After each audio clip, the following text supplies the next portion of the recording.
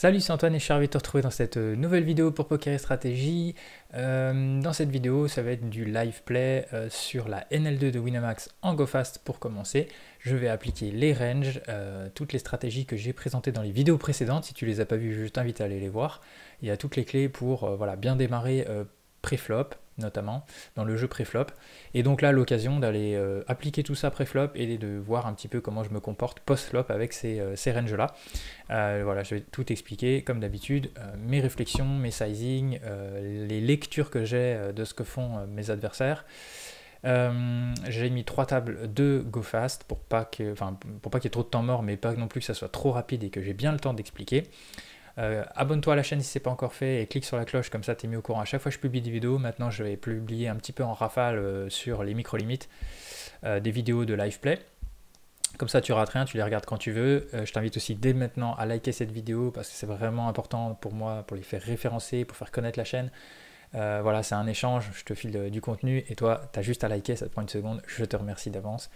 N'hésite pas, laisse un commentaire si tu veux réagir à une main, à me dire aussi comment toi ça se passe, les difficultés que tu rencontres ou si tu as une question sur ce que je peux expliquer, n'hésite pas à le faire. Je réponds à chaque fois aux commentaires. C'est parti pour la NL2. Allez, c'est parti. On va commencer avec roi de suite et big blind bouton.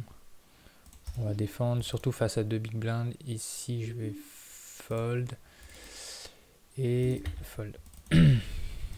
On va checker, on n'a rien touché. Ici, paire de 7, je peux overlimp.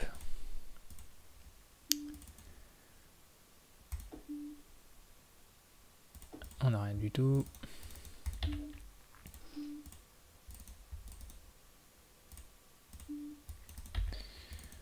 Je recheck ma paire de 7 dans 2 joueurs. J'ai troisième paire. Sur une blinde, je peux call une fois. Même si je pense que ça gagnera pas. Du coup, si ça rebête, je vais folder. Je pense.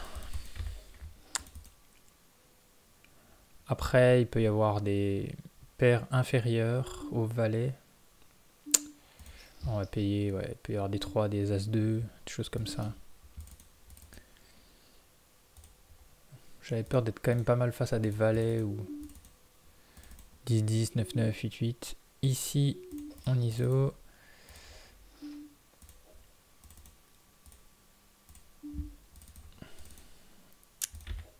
Fold.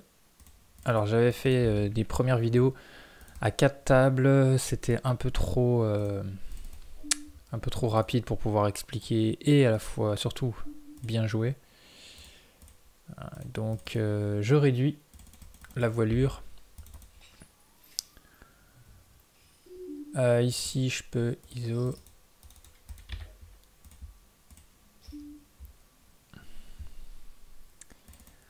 Bon, ici, quand c'est comme ça, je tag pas récréatif parce que dans un pot avec prime, c'est. Voilà, même moi, ça peut m'arriver d'essayer d'aller voir un flop avec une grosse main potentielle. Ici, je vais regarder. Donc, je prends pas en compte ces pots-là, on va dire, ils sont un petit peu à part. Si je le vois limper dans un pot standard, par contre, je le mettrai récréatif. Alors, j'ai ISO, je me fais 3 bêtes, donc je fold. Très souvent, les joueurs ont une range un petit peu plus strong. J'ai l'impression. C'est une impression, hein, c'est pas... J'ai l'impression qu'ils ont une range un petit peu plus strong pour 3 bêtes. Parce que eux-mêmes se disent quand même que on ISO des ranges un peu plus strong, on n'est pas... On a moins de bluff, moins d'open light qu'un open. Du coup, bouton cutoff, on va folder évidemment ici. Ici, on va folder aussi. Et ici, on peut mettre un tiers avec notre gut shot, une over sur un board d'auteur dame qui touche quand même un petit peu plus ma range. Ici, 5, c'est le bas de range et lui fold pas trop et en plus il est un peu CS, donc bon, ça passe. Doublette de la dame, pas vraiment de raison, je pense, de 2 barrels ici. Ici, je vais mettre 12.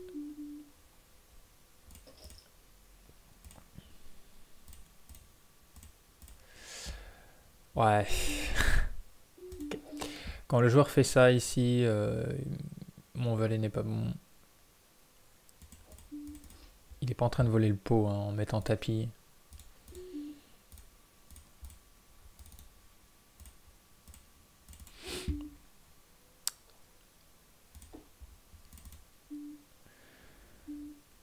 Bouton contre MP, on peut flat cette main-là. Ce joueur qui est tagué bleu chez moi, donc il va avoir un autre pseudo, et donc je vais jouer très serré.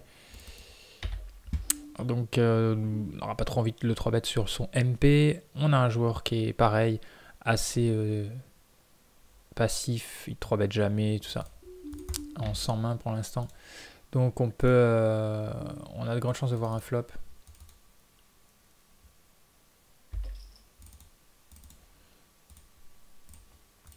Donc pour les open, je fais 2,5 cutoff et bouton sur mes deux ranges les plus larges. Et je vais faire 3 big blinds sur mes ranges les plus serrés en UTG et MP pour maximiser ma value vu que je joue moins de mains. Donc paire de 9 on a flat, on est 4, on n'a pas fait le brelan en check. Et ici on se fait 3 bêtes, c'est facile de fold. On open 2,5 avec le roi 9 suité au bouton. On continue de taguer des joueurs quand il n'y a rien d'autre à faire. Voilà, on a fait top 2. On va mettre un tiers. Ici, je vais... si j'ISO, il faut que je sois prêt à partir contre 15 bébés. Du coup, je vais checker face à son stack. Ici, je vais recheck. Alors, As-turn, c'est... Le problème, c'est que ça touche pas mal son range à lui. Je vais mettre moins cher que la normale, je vais mettre juste demi-pot. Et j'espère qu'il va checker river pour check back. Et si on espère gagner avec notre 9.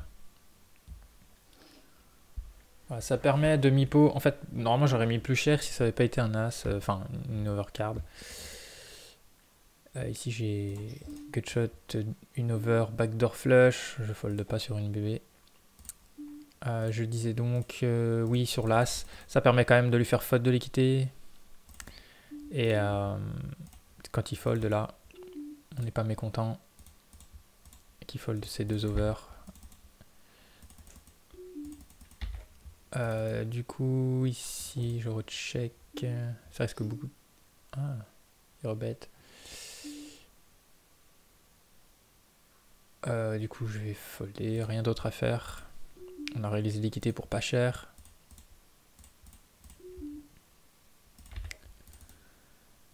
Et ce joueur qui open pas tant que ça au bouton.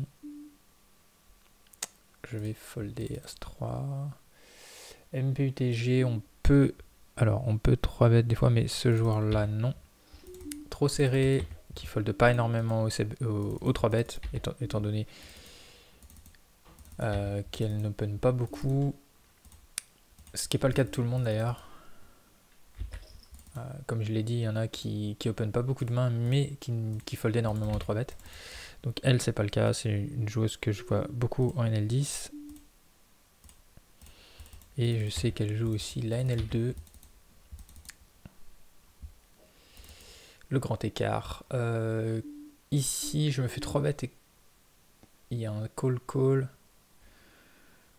Du coup, j'ai une bonne cote quand même pour défendre. Cutoff, valet 8, on peut open.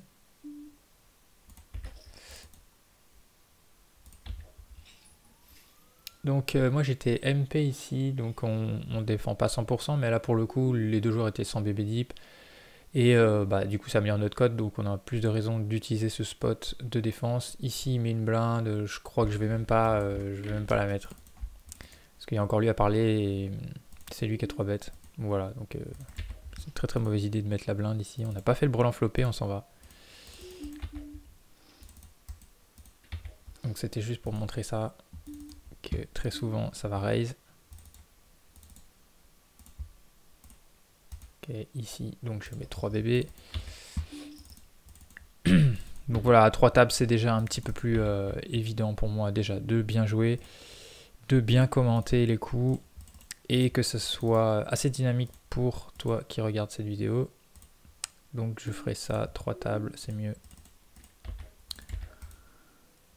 Je me fais 3 bêtes, donc avec les 10 UTG, on peut de temps en temps 4 bêtes light, enfin 4 bêtes fold. Ici ça va pas être le cas parce que je connais pas encore assez suffisamment cet adversaire, mais il a l'air d'être un petit peu chaud du 3 bêtes. Je vais quand même défendre donc cette paire de 10.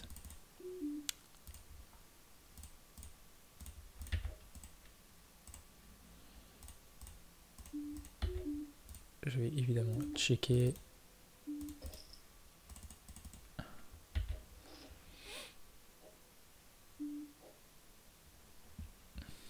Et donc bon, là il met cher, mais même s'il avait pas mis cher, j'aurais énormément fold ici. Parce qu'on veut éviter de trop payer des flops pour check fold, turn énormément dans les pots 3 bêtes, ça coûte 1 tonne. Alors que là, bon, en plus il met un sizing de bûcheron, donc c'est facile. Ici on ISO et on tag, joueur qui limp. Ici on va mettre un carpo. 10 et 6, suit en open.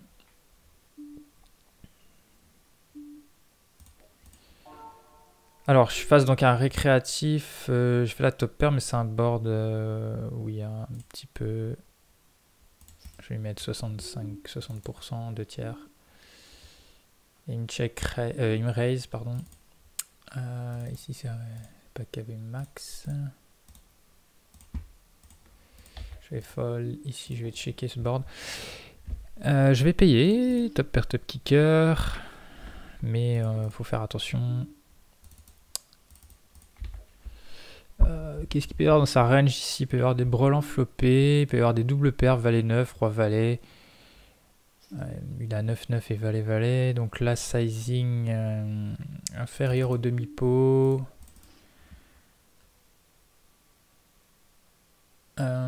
Ici on n'a plus rien à faire. Je vais recall ici.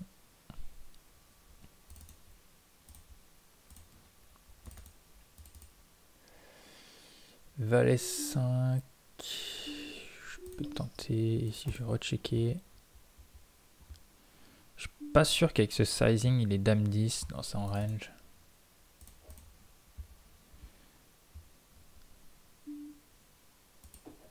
Bon, je pense que je vais payer. Bon, après, de temps en temps, il y aura une meilleure main, mais il peut y avoir des doubles paires inférieures floppées. Il n'y a pas que des brelans ou des quintes.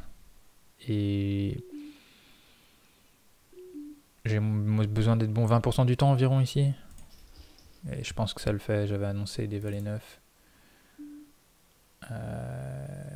Ici, ça... Check flop. Je vais delete ces bêtes ici.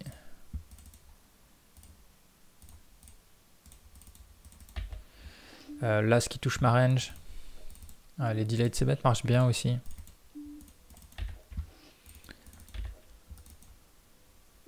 Alors là, j'ai ISO. Du coup, je vais mettre 3 sur un roi 2 qui touche ma range. Et quand le joueur me paye sur ce 5, je vais checker. Parce que j'ai plus vraiment d'équité, juste une dame ou un valet qui peut m'aider à repasser devant. Alors ici, il a très souvent une paire, une petite paire ou une auto-race, un truc comme ça. Mais il va souvent me call down. Il va souvent être curieux ici si je bête. La flush a raté. Donc je give up en fait ici. Ici je suis face à plusieurs joueurs mais j'ai fait top pair et du coup je vais bet assez cher ici directement.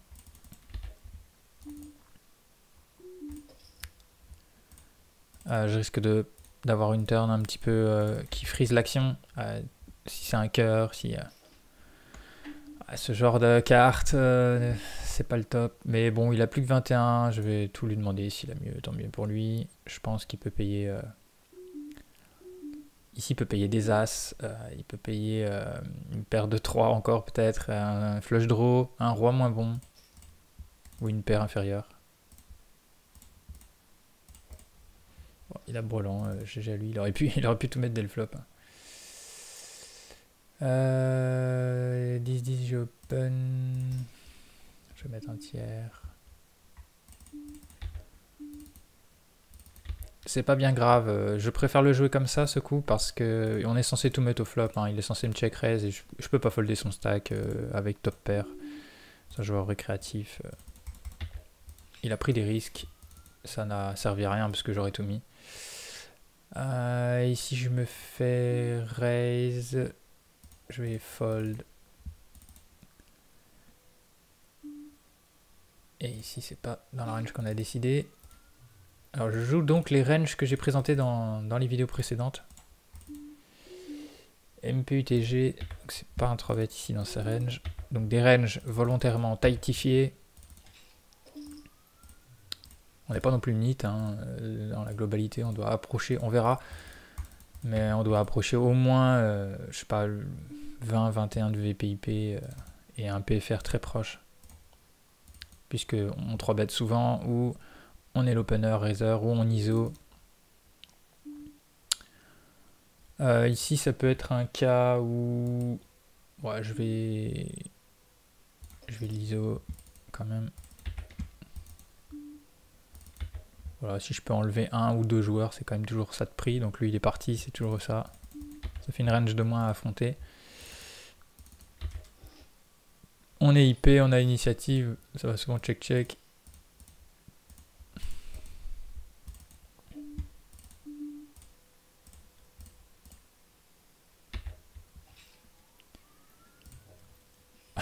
Voilà, raté. Bon, ils ont touché le board. On n'a rien, on s'en va.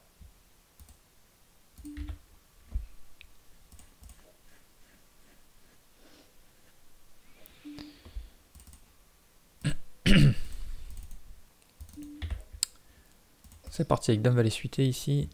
Et 5 bébés, 5 bébés. Je vais pas faire le. Et en plus, il avait que 24 bébés. Ok, on retourne avec paire de 10. Ici, on a fait la dame. Donc, je passe à un récréatif. C'est un board un peu de ROI. Je vais du coup mettre un size un peu plus élevé.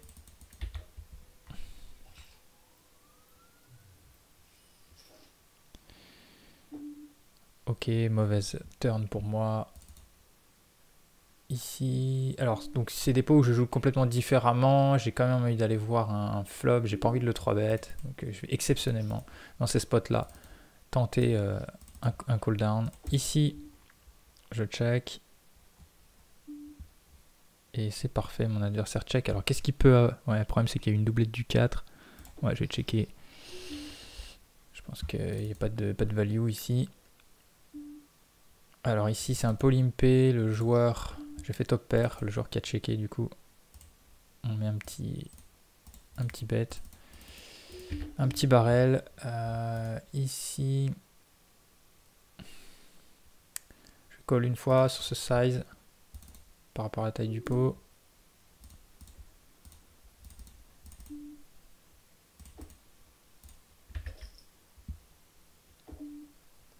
Alors là, je rentre la quinte, on va essayer de value. Alors on rentre la flush, mais on n'est pas nuts. Il y a juste un roi de cœur au-dessus de nous. Il faut faire attention. Alors ici ça va, j'ai quasiment la meilleure quinte. Il m'a call. Je pense que... Non, ça snap fold. Alors ici, on va mettre demi-pot. Ça suffira. Ici, je vais delete ses bêtes 2 tiers. Qu'il a recheck. Value protect ma petite paire.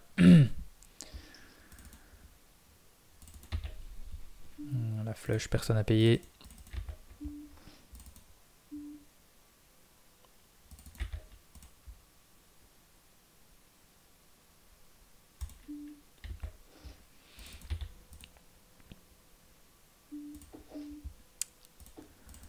Je check mon roi 4. Je fais le 4, il check. Mais alors, bon, on va essayer de le showdown. Je vais attendre un petit peu avant de check. Ici, fold. Fold et check. Il check back son as, parfait. Ah là, il a fait même la petite paire de 3 river. Vu qu'il y a trop de trèfle, hein, sinon j'aurais peut-être mis une petite bébé pour essayer de faire payer un as ou justement ce genre de main, mais là, vu qu'une carte fait flush, j'essaye même pas. Et ici je vais mettre 4,5. Ici contre MP je vais défendre. Fais la top pair.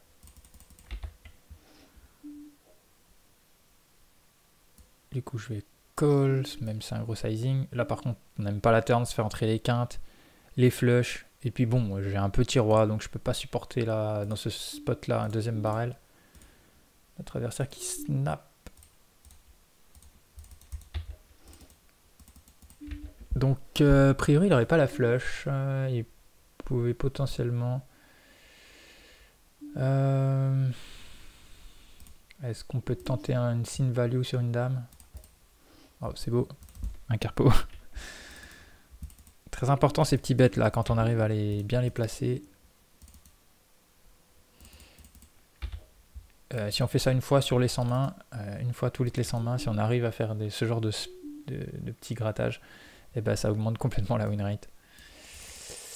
8 et 9, est-ce que j'ISO 8 et 9 Eh ben non, j'ISO, je vais la rouvrir cette table parce que...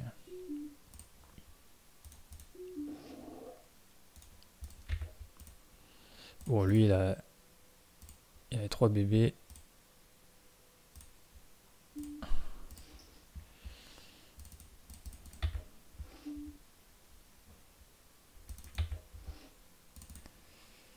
On aurait à peu près tout call. Paire d'as sur un joueur assez serré, mais bon, c'est plutôt ITG qui est serré. Il faut pas trop bête. Faire un sizing standard. De toute façon, on s'en fout parce que Big Blind, c'est pas le genre de gars pour l'instant qui va se mettre dans tous les coups. Donc bon, on fait ce qu'on a à faire. Ce coup-ci, ça fold.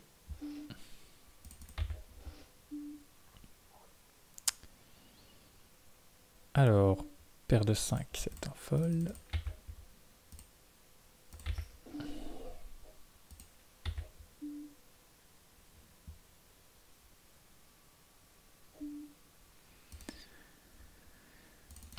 Alors il y a des joueurs comme ça qui sont pas KV max, mais je les ai tagués quand même en règle leakée parce que il doit avoir un jeu quand même à peu près propre. Enfin plutôt, on va dire plutôt pas trop dégueu. Un peu en ligne sur les open, sur le minimum syndical, malgré qu'il joue pas KV max. Ici il devait pas être KV max lui ici.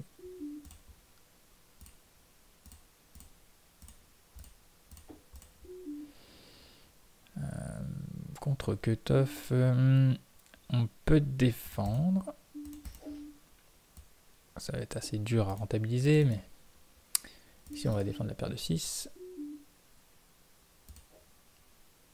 Donc Big Blind c'est assez facile, toutes les paires on les défend sur des open single raise, pas dans les trucs 3 bêtes, mais après qu'il y ait 1, 2, 3 adversaires on s'en fout, on va chercher un brelan. Bouton UTG, on peut... Ici, je vais le défendre parce que j'ai pas des joueurs qui 3 bêtes ici pour l'instant. Des joueurs agressifs. Donc j'ai de grandes chances de voir un flop. C'est un peu le but. Small blind contre MP.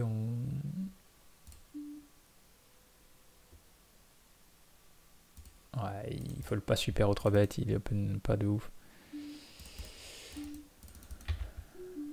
Ici, je vais checker.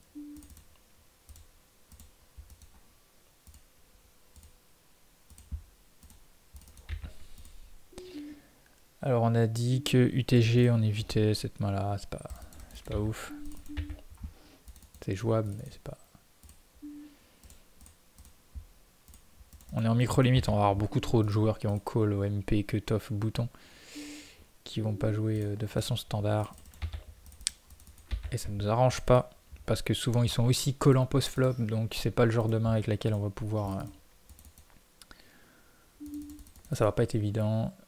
Ici, je vais... Alors, c'est pas...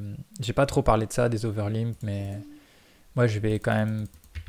Dans ces spots-là, là, contre des récréatifs, lui il est pas gros, je vais souvent voir un flop et j'ai envie des mains suitées, connectées, des SI, des pocket pairs, je vais overlimp assez souvent parce que je sais que je peux gagner des gros pots, enfin des gros pots, en tout cas leur stack, quand j'ai le bon board. Bon, ici ça pote, j'ai qu'une gutshot, ça m'intéresse pas, c'est pas suffisant, pas assez d'out. Malgré que j'ai une paire, je peux faire une double paire, un trip turn.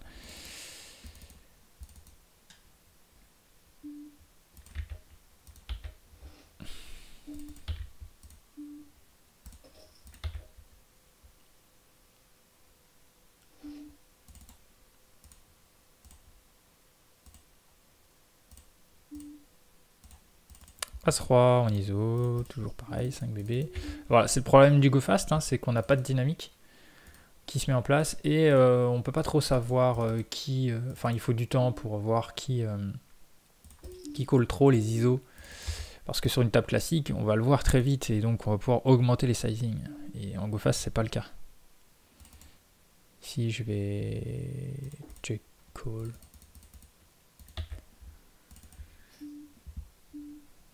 Je check call une fois. Si c'est pas, j'ai pas trop envie de c-bet. Enfin, j'aurais pu c-bet aussi. Hein, c'est pas. C'est un demi-pot.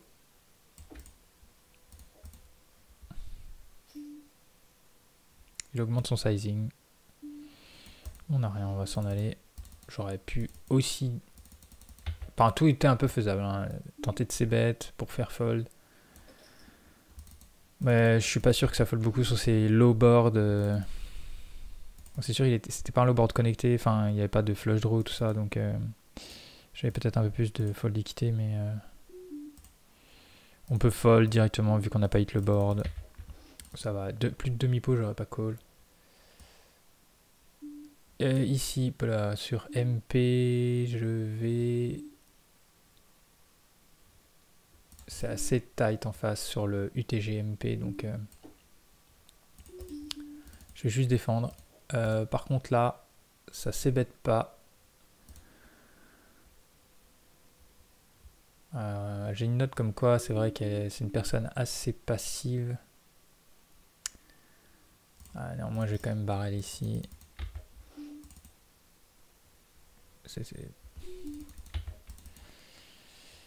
Ici, c'est pareil. Je vais juste mettre un tiers.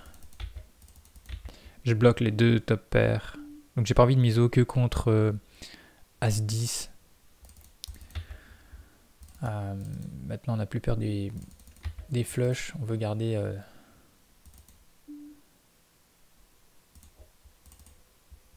maximum de leur range. Et ici, le joueur qui donc bet, c'est intéressant. Je vais le raise directement.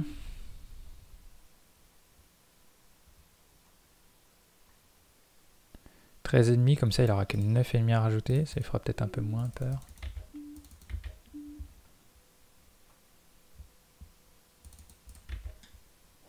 Ah.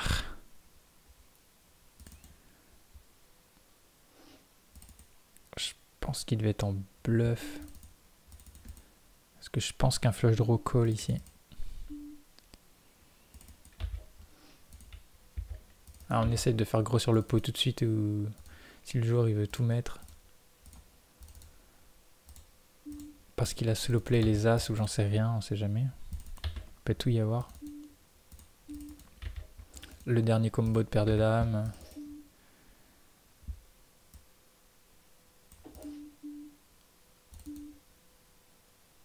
Alors on a dit qu'on n'ouvrait pas ça. Si je vais lui laisser.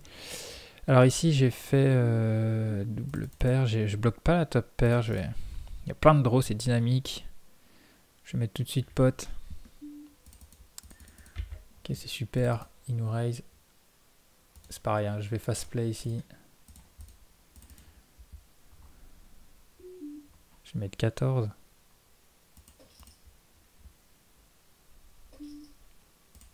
tout. Impeccable. Donc lui, un tag, une note. Valet 9, que toff. Et roi 9 ici SB. Et 7 et 5.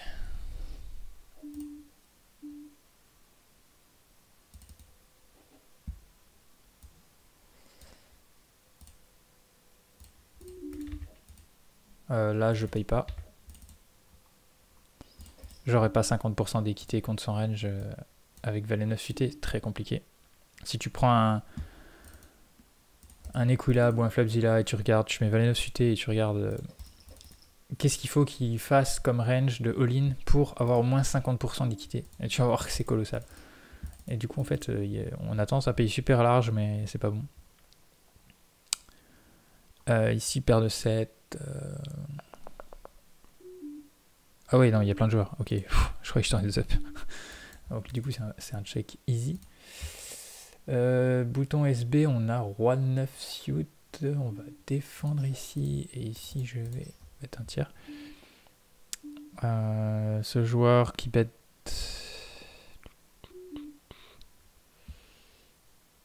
Ici, on va checker le trèfle. Et... il y avait tellement de joueurs dans le pot, je vais pas m'embarquer, j'ai que deux outs. Et ici, ce joueur qui m'a call au flop, il y a une doublette de la top pair, le flush de rook qui est rentré. On va les laisser ici, on n'a pas de quoi se défendre non plus. On a une bonne paire d'as ici, j'ai essayé de prendre ma note sur le joueur 2 tout à l'heure. Ok, alors ici, on peut mettre 6, vu qu'il y a une prime.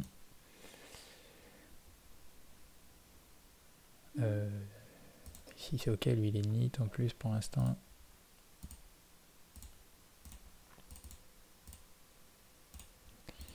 As-Dame. On va 3 bêtes. On a eu 2 clients. On bloque pas. Il n'y a pas beaucoup de draws. Je vais mettre juste 9. De toute façon, le pot est grossi déjà. Il y a un petit stack maintenant. Ouais, tranquille. Là, on a un pot de 16 bêtes. On va tout lui demander. On veut tout mettre maintenant. Est-ce qu'il va tout mettre de lui-même? Non. Voilà, comme ça fait même pas un overbet. Enfin, c'est quasiment pas un overbet. On prend notre temps. Ici, un donc bet un tiers. Un joueur assez neat. Allez, tu mets tout avec ton draw ou ton valet. Voilà.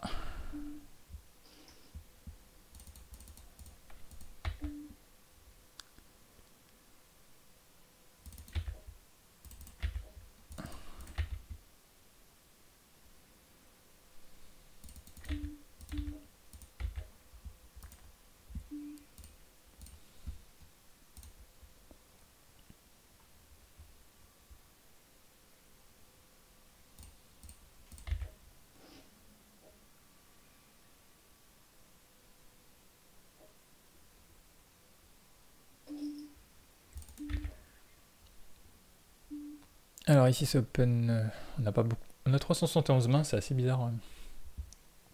Mais on va le 3 bet. Fold beaucoup au 3 bet, c'est plus facile comme ça, on prend... Quand on prend le pause, on n'est pas mécontent. Parce que défendre est plus compliqué, hein. On va souvent avoir des overcards, des rois, des as, des dames. Ok, on va se bet flop et moitié... en tournant un peu en bluff notre main, on aura beaucoup de check et turn et malheureusement il pourra énormément nous bluffer. Du coup c'est 3 bêtes, c'est quand même plus simple. Ici ça fold un petit peu au c-bet.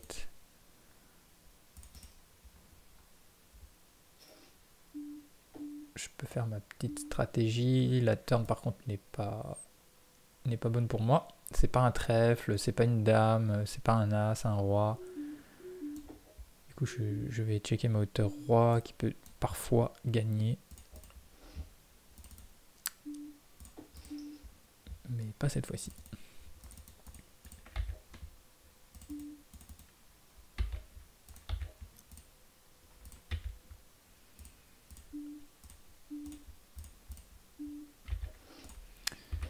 As-dame et paire de roi. Ok, on va c-bet ici un tiers. Ici on va... Ouais, je vais mettre 8.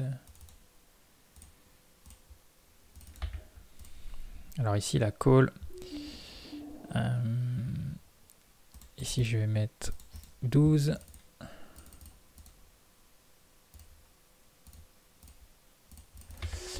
Overbet pour lui faire fold en fait tous ces floats. Alors, les joueurs vont énormément call les petits sizing au flop de ces bêtes au flop. Donc là il peut avoir plein de paires qui va folder. Ici j'ai qu'une occurrence. Ah ouais, c'est un pot prime, ouais, je sais pas. J'aurais pu le tenter. MP. Donc la turn était une blanque, hein, c'est pour ça que j'ai overbet. C'est ce que j'aurais fait avec un roi. Une paire d'as. Un brelan, une double paire.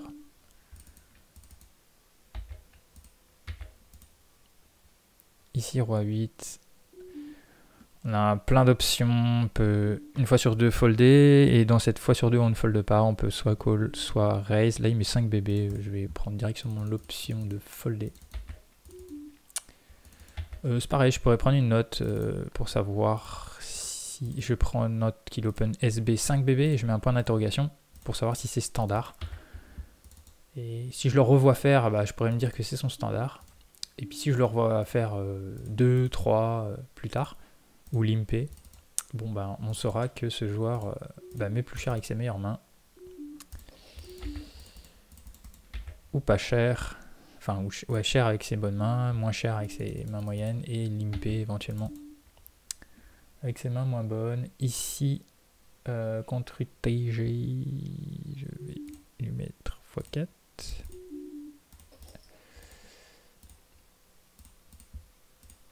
Fold, fold. On flat call pas les dames ici au MP, hein, c'est des mauvaises habitudes. On 3 bet, on va avoir la position, l'initiative. On n'a pas envie que d'autres joueurs rentrent dans le coup, ça défonce notre équité de notre main. La Fétisoff contre bouton peut défendre, mais là il met 3,5, je le connais pas, il a l'air assez récréatif et il met 3,5 bébé, je resserre un peu ma range.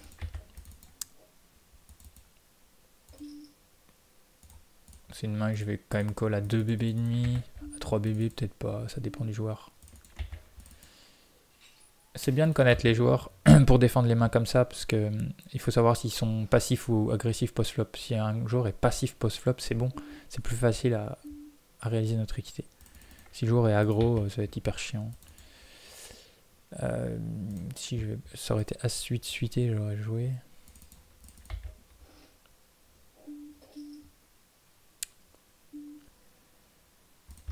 J'open ici, MP.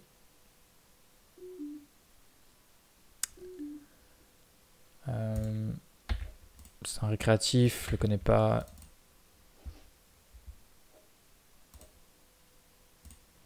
Bon, je vais faire go fast, s'absenter à la prochaine grosse blinde. Et on va terminer cette session. Je pense qu'à 3 tables, c'est beaucoup mieux.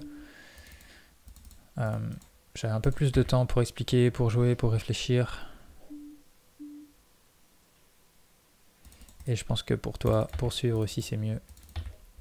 Si ça va trop vite, c'est pas mieux. Ça sert à rien.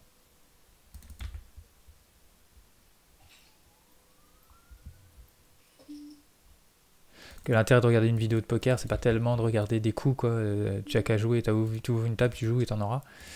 L'intérêt, c'est c'est ça, hein, c'est de comprendre comment je réfléchis, comment je prends mes décisions. Bouton cutoff, As Valet, ici. Je peux open. À partir de là, cette personne a une range de plus de 20%, donc je vais obtenir pas mal de fold directement.